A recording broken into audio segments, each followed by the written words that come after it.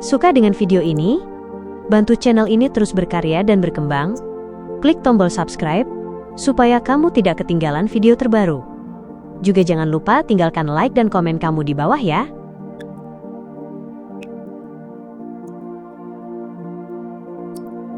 Ekspresi Leonard membeku sesaat sebelum kembali tenang. Dia sudah mengingat bahwa Dwayne Dantes bekerja sama dengan militer dan sedang bersiap menjual sejumlah senjata api serta meriam ke Balam Barat. Karena itu, meskipun cukup mengejutkan melihat pria itu muncul di atas kapal udara militer, hal itu sama sekali tidak terasa janggal. Masalahnya hanya, kenapa dia menuju Balam Barat secepat ini? Kemunculan Amon juga memberi tekanan padanya. Pikiran Leonard berputar cepat saat ia mengalihkan pandangan dan berjalan menaiki gangway bersama rekan-rekannya menuju bagian tengah kapal, lalu memasuki sebuah ruang santai besar yang disediakan khusus untuk mereka. Tak lama setelah para Red Gloves duduk, dengungan berat terdengar. Suara baling-baling yang berputar dan berbagai suara gesekan memenuhi udara. Lantai dan dinding mulai bergetar perlahan. Seiring getaran yang semakin kuat, kapal udara mulai bergoyang ketika terangkat ke udara, sebelum perlahan kembali stabil. Klein sudah duduk dan memasang sabuk pengamannya. Dengan rasa ingin tahu, ia mengamati sekeliling sambil merasakan bentuk penerbangan yang berbeda. Lepas landasnya tidak terlalu stabil. Ketinggiannya juga cukup rendah. Namun, selama tidak bertemu badai, getarannya masih bisa ditoleransi. Aku penasaran bagaimana cara kerjanya. Klein memandang ke arah jendela di depan secara diagonal, tanpa niat melepaskan sabuk pengaman atau berjalan-jalan. Ini bukan karena ia takut ketinggian, meskipun memang memiliki sedikit rasa takut terhadap tempat tinggi. Bagaimanapun, ia pernah mengenakan creeping hanger dan memiliki kemampuan terbang jarak pendek serta teleportasi. Saat ini, ia hanya berusaha memerankan seorang Taipan Desi yang baru pertama kali menaiki kapal udara. Pada saat itu, persepsi spiritual Klein terpicu. Ia segera mengetukkan giginya dan mengaktifkan Spirit Vision. Ia melihat warna-warna di sekeliling menjadi jauh lebih jelas dan bertumpuk satu sama lain. Kemudian ia melihat tulang-tulang menyembur keluar dari lantai, meluncur ke udara seperti air mancur dan membentuk kerangka raksasa setinggi hampir 4 meter. Di rongga matanya menyala api hitam pekat. Kedua lengannya menggantung ke bawah sambil memegang sebuah surat yang terlipat. Utusan Tuan Azik. Dia akhirnya pulih dari proses metamorfosisnya. Klein merasa senang sekaligus terkejut saat berusaha berdiri untuk menerima surat itu. Namun ketika merasakan tarikan pada bagian perutnya, ia baru teringat bahwa sabuk pengamannya masih terpasang. Saat ia mengulurkan tangan untuk melepaskannya, utusan kerangka itu justru berjongkok dan menyelipkan surat tersebut ke tangannya. Klein tertegun. Ia menatap rongga mata yang dipenuhi api hitam pekat itu, lalu mengangguk pelan sebagai ungkapan terima kasih. Ia bisa memahami mengapa sang utusan tidak muncul dari bawah sehingga setengah tubuhnya menembus lantai, karena ini adalah kapal udara militer. Selain para Red Gloves, kemungkinan ada Beyonder lain di sini. Mereka juga memiliki persepsi spiritual dan tingkat Spirit Vision yang berbeda-beda. Mereka mungkin dapat merasakan keberadaan sang utusan. Tapi kurasa mengantarkan surat sambil berjongkok seperti ini bukanlah bentuk kesopanan. Aku lebih suka caranya yang dulu. Klein bergumam dalam hati ketika melihat utusan kerangka itu hancur menjadi tulang-tulang ilusif yang mengalir turun seperti air terjun. Di ruang santai besar itu, Dali Simon, yang masih senang dipanggil Spirit Medium, tiba-tiba menoleh ke arah ruangan di seberang koridor. Alisnya sedikit berkerut sementara matanya menyipit. Dali segera mengalihkan pandangannya dan berkata kepada seorang perwira berpangkat rendah yang berdiri di sudut ruangan sebagai pelayan. Buatkan aku koktail, Black Ren dan sampanye. Masing-masing setengah. Itu campuran yang sangat aneh nyonya. Sambil melepaskan sabuk pengamannya, sang perwira berjalan menuju bar yang dilas ke lantai dan mencoba memberi saran. Dali, dengan eyeshadow biru dan perona pipi yang mencolok, tersenyum. Aku menyukai rasa yang unik. Setelah mengatakan itu, ia bertanya dengan santai. Selain perwira militer dan kami, apakah ada orang lain di kapal udara ini? Ada. Perwira itu menjawab sambil membuka lemari bar. Seorang pedagang, namanya tampaknya Dwayne Dantes. Dia bekerja sama dengan Kementerian Pertahanan. Dwayne Dantes. Dali sedikit tertegun. Ia mengalihkan pandangan dan bertanya, Kerjasama seperti apa? Di sebelah kanannya, Leonard Mitchell tanpa sadar mengubah posisi duduknya. Ia mengganti posisi menyilangkan kaki kanan di atas kaki kiri menjadi kaki kiri di atas kaki kanan. Saya tidak tahu. Perwira itu menggeleng. Katanya berkaitan dengan pengalaman pria itu di benua selatan. Benua selatan? Dali mengulangi kata-kata itu sambil berpikir dan tidak melanjutkan pertanyaan. Di ruang santai kecil yang berada di seberang, Klein telah membuka surat itu dan membacanya dengan seksama. Surat itu memang berasal dari Isaac Eggers. Ia menjelaskan bahwa pengalaman-pengalaman sebelumnya telah membantunya mendapatkan kembali lebih banyak ingatan. Ia tidak punya pilihan selain tidur untuk mencerna dan memulihkan semua itu. Karena itulah balasannya datang terlambat. Klein benar-benar merasa lega. Dengan suasana hati yang baik, ia mengarahkan pandangannya ke bagian akhir surat. Mengenai Spiritual Plunderer, penjelasan Isaac adalah, mereka adalah makhluk yang cukup licik dan langka. Mereka sangat pandai menyamar sehingga sangat sulit ditemukan. Salah satu hal yang bisa dimanfaatkan adalah sifat agresif mereka yang kuat. Namun mereka juga sangat berbahaya. Bahkan dengan kekuatan yang mendekati urutan 4, seseorang tetap harus sangat berhati-hati. Jika tidak, ia bisa saja tanpa sadar berubah menjadi avatar jiwa mereka. Karakteristik pastinya. Aku tidak yakin, dan aku juga tidak dapat mengingat di mana Spirit World Plunderer paling sering muncul. Aku menyarankanmu berdoa kepada Ayur Muria. Dia sangat ramah terhadap manusia dan bersedia menjawab pertanyaan semacam itu karena memiliki otoritas dalam bidang tersebut. Kunci ritualnya adalah nama kehormatan dan simbol yang benar. Begitu kau memiliki petunjuk tentang Spirit World Plunderer, kau bisa menunggu beberapa waktu. Mungkin aku akan dapat memberimu bantuan? Bagaimana mungkin aku merepotkanmu? Klein mengangkat tangan kanannya dan mencubit kedua sudut mulutnya. Kemudian, ia membalik halaman dan membaca lembar terakhir. Demikian pula, aku akan membantumu untuk memberi segel pada sarung tangan itu sekali lagi. Bukan karena aku tidak ingin mengajarimu cara menyegelnya, tetapi kemungkinan besar kau tidak akan bisa melakukannya. Ini membutuhkan kekuatan dunia bawah, setidaknya membutuhkan seorang anding. Baiklah, seharusnya aku akan segera memiliki waktu luang. Aku ingat kau pernah menyebut cincin death. Perubahan pada Tuan Isaac tampaknya tidak terlalu besar. Setidaknya aku tidak bisa mengetahuinya hanya dari surat ini. Klein menghembuskan napas perlahan. Dengan satu kibasan pergelangan tangan, ia membakar surat itu hingga menjadi abu yang kemudian melayang masuk ke tempat sampah yang dilas ke lantai. Meskipun ia tidak mendapatkan lokasi Spirit World Plunderer dari Isaac, ia juga dapat memastikan bahwa keturunan Death itu sama sekali tidak mengingat kota Calderon. Ia bahkan menduga bahwa kota misterius di dunia roh tersebut kemungkinan tidak ada hubungannya dengan dunia bawah. Jika memang ada hubungan, maka Tuan Isaac yang sudah kembali terhubung dengan dunia bawah seharusnya mengingat sesuatu tentang tempat itu. Meski begitu, Klein tetap berencana membalas surat tersebut dan bertanya lebih lanjut mengenai kota Calderon. Bagaimanapun juga, seseorang harus selalu memiliki harapan. Selain itu, aku juga harus memberitahu Tuan Isaac bahwa aku berada di benua selatan. Klein mulai mempertimbangkan isi balasannya dengan serius. Namun ia tidak langsung menulis surat itu karena khawatir pemanggilan utusan akan terdeteksi oleh persepsi spiritual Beyonder lain di kapal udara. Saat mengalihkan pandangan, Klein kembali melihat keluar jendela. Di luar hanya ada kegelapan dan kesunyian. Menatap langit malam yang gelap dengan bulan merah samar tersembunyi di balik awan, Katlia, Admiral of Stars, menarik kembali pandangannya, mengambil pena, lalu mempertimbangkan kata-kata yang akan ditulisnya. Jawabannya bukan keduanya. Awalnya ia agak bingung mengapa Queen Mystic tidak langsung bertanya apa yang dimaksud dengan rumah. Sebaliknya, Sang Ratu justru memberikan dua tebakan. Itu membuat pertanyaan tersebut mudah menghasilkan jawaban yang tidak efektif.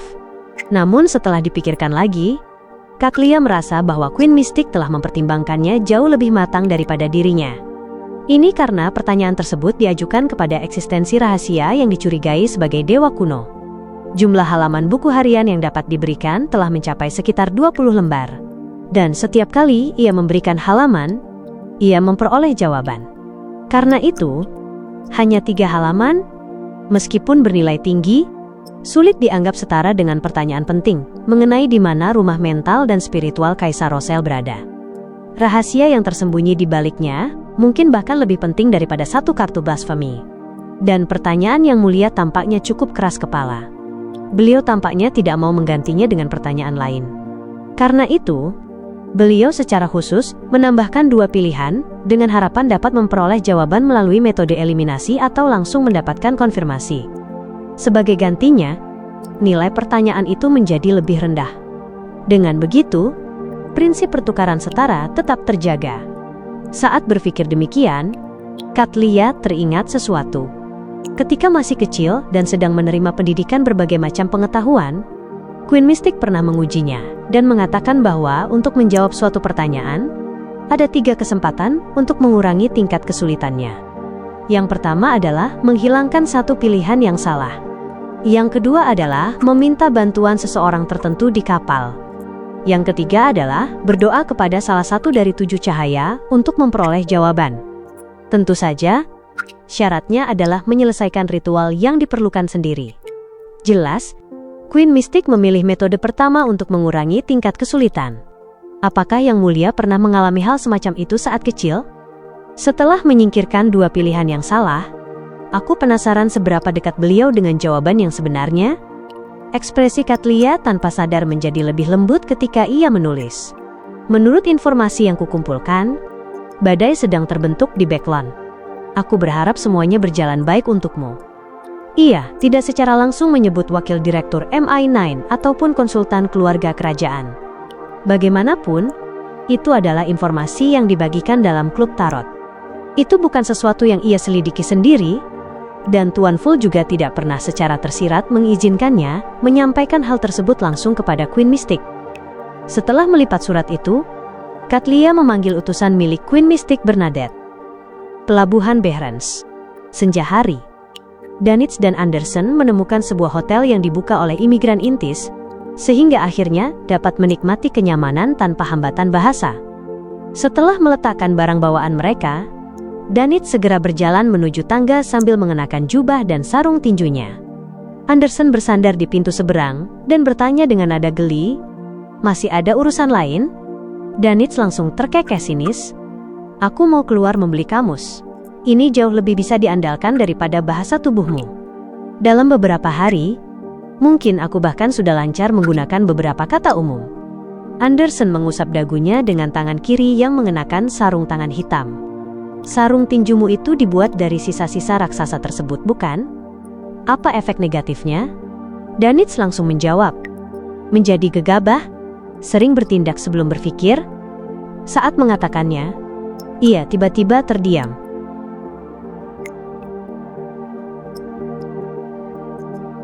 Membeli kamus larut malam di sebuah kota yang agak kacau. Selain itu, aku jelas terlihat seperti orang intis. Itu benar-benar cukup berbahaya. Tidak, aku tidak bisa terus memakai sarung tangan ini. Danitz tercengang selama beberapa detik sebelum mengangkat tangannya dan berusaha melepas sarung tangan tinjunya. Saat baru setengah melepasnya, ia tiba-tiba berhenti dan menilai Anderson dari atas ke bawah. Ketika melihat pria itu mengenakan sarung tangan hitam di tangan kirinya, ia tertawa hampa dan kembali mengenakan sarung tangannya. "Aku percaya bahwa di benua selatan, tempat seperti ini membutuhkan kekuatan," tambah Danitz sambil tersenyum tipis. Ekspresi Anderson tetap tidak berubah saat ia terus mengusap dagunya. "Lalu, apa yang kau rencanakan?" Danitz menunjuk ke tangga dan berkata, "Aku berencana mencari pemilik hotel dan meminjam kamusnya. Aku yakin dia sedang mengajari anak-anaknya bahasa Dutan. Itu ide yang layak dicoba. Tapi bahkan dengan kamus, kau tidak akan bisa menguasainya dalam waktu singkat. Bahkan jika kau memahami beberapa istilah, tetap saja akan cukup sulit. Bagaimanapun juga, bahasa di sini merupakan sistem yang benar-benar berbeda dari benua utara," kata Anderson sambil berdecak. "Mengapa aku tidak memberimu sebuah solusi? Kaptenmu mungkin sudah mengajarimu beberapa sihir ritual dalam domain God of Knowledge and Wisdom, bukan?"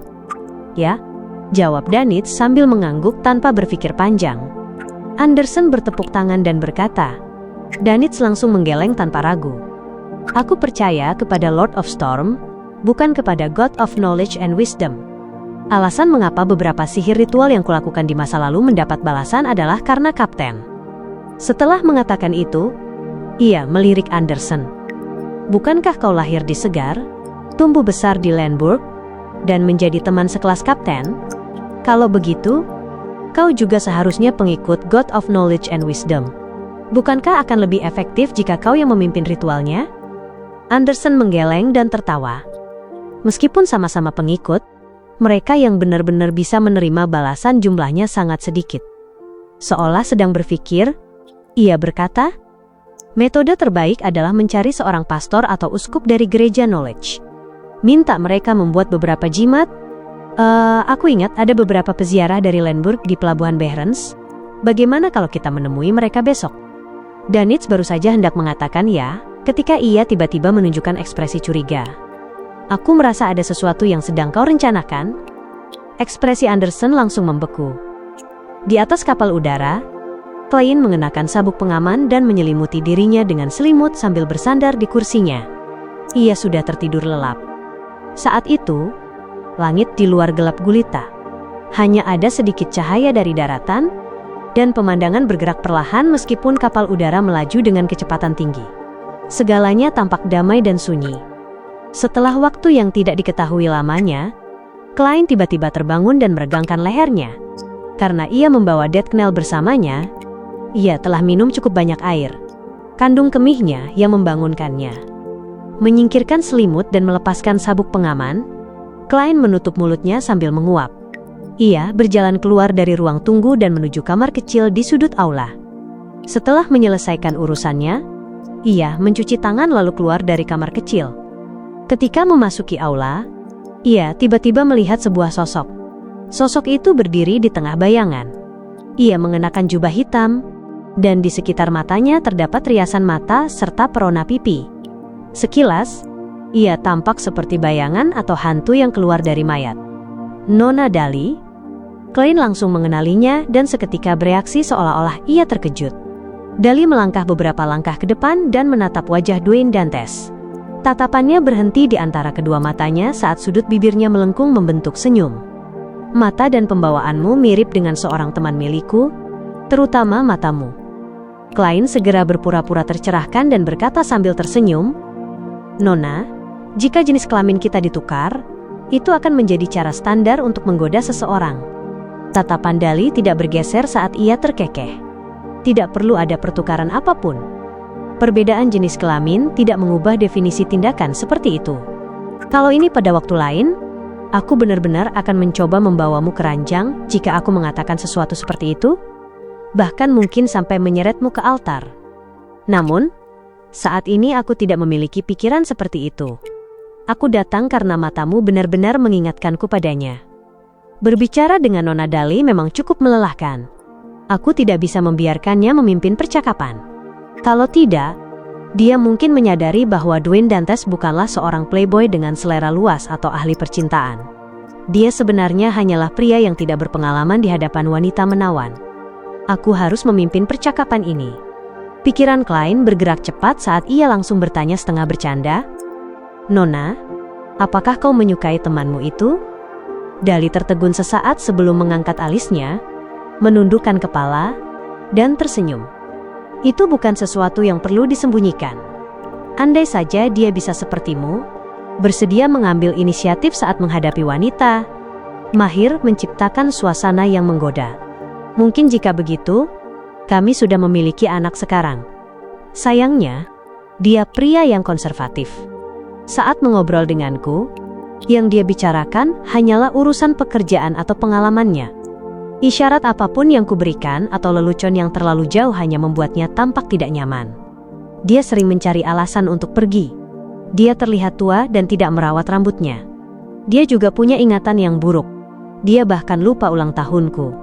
Setiap kali aku memikirkannya, aku jadi marah, ingin menjatuhkannya ke ranjang dan mengikat kedua tangannya ke pagar tempat tidur. Klein menatap kepala Dali dengan tatapan suram lalu menghela napas untuk menyelanya. Nona, kau sudah mengatakan terlalu banyak. Dali mengangkat kepala dan berbicara dengan senyum yang sama sekali tidak berubah. Aku pikir kau akan menikmati pembicaraan seperti ini pada tingkat yang lebih dalam. Klien tertawa pelan. Kalau begitu, mengapa kau tidak mengubah pikiran-pikiran itu menjadi tindakan? Aku bisa melihat bahwa kau bukan wanita yang hanya pandai berbicara. Dali mendengus. Tebak. Setelah itu, ia mengangguk. Terima kasih karena tidak mengatakan bahwa aku sedang mengganggumu. Sambil berbicara, ia berbalik dan berjalan menuju ruang tunggu besar tempat para Red Gloves berada. Sudut bibir klien sedikit terangkat saat ia kembali ke kamarnya sambil menggelengkan kepala. Ketika sampai di pintu masuk ruang tunggu besar itu, Dali yang sedang menatap lantai tiba-tiba melihat tali sepatu yang terlepas.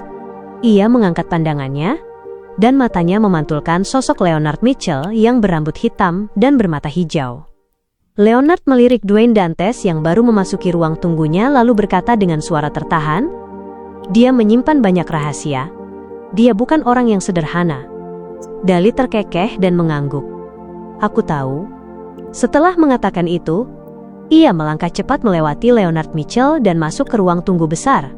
Setelah berjalan beberapa meter, langkahnya melambat dan ia kembali menundukkan kepala. Leonard tetap berdiri di depan pintu, menatap bayangan panjang yang terbentang akibat cahaya dari luar. Perlahan dan tanpa suara, ia menghembuskan nafas.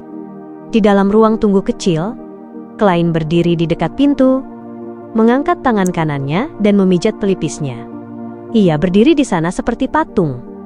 Di rumah keluarga Berg di kota Perak, Derek duduk di bangku, mengunyah roti yang dibuat dari bubuk rumput berwajah hitam, sambil dengan serius membuat daftar hal-hal yang belum ia selesaikan belakangan ini.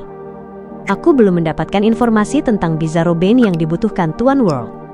Aku masih kekurangan poin yang diperlukan untuk karakteristik Beyonder Vampir urutan 5. Aku hanya punya 3 teman.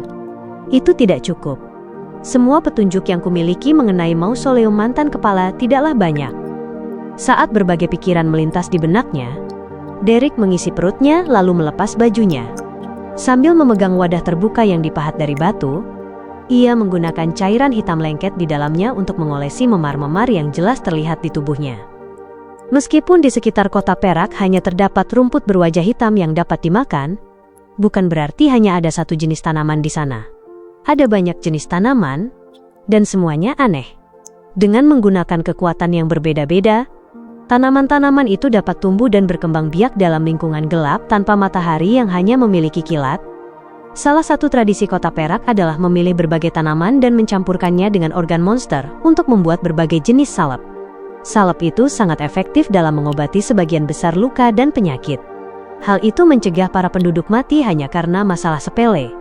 Mereka adalah versi sederhana dari formula ramuan, salep suci, dan minyak esensial yang diperoleh para pemburu iblis dari ramuan Beyonder mereka selama beberapa generasi.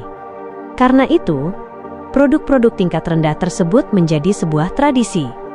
Baru saja Derek selesai mengoleskan salep dan menghirup aroma menyengatnya sebelum mengenakan pakaian kembali, ia tiba-tiba mendengar ketukan di pintu. Pikirannya langsung menegang secara naluriah saat ia mengangkat Thunder God's Roar, palu biru tua yang dikelilingi percikan listrik. Dengan hati-hati ia mendekati pintu, siap membunuh monster apapun yang tiba-tiba muncul dari kegelapan. "Siapa?" tanya Derek dengan suara berat. Suara kasar terdengar dari luar. "Valor."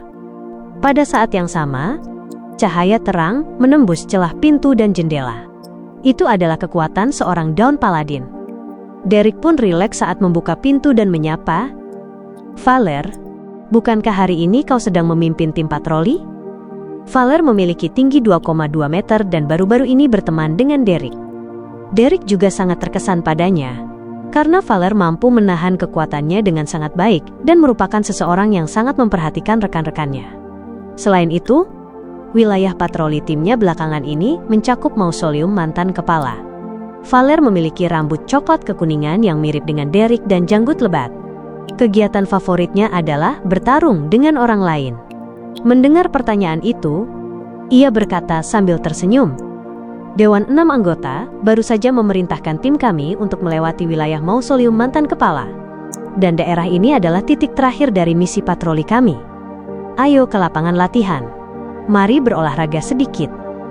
Dewan 6 anggota secara khusus memerintahkan tim patroli untuk menghindari daerah itu.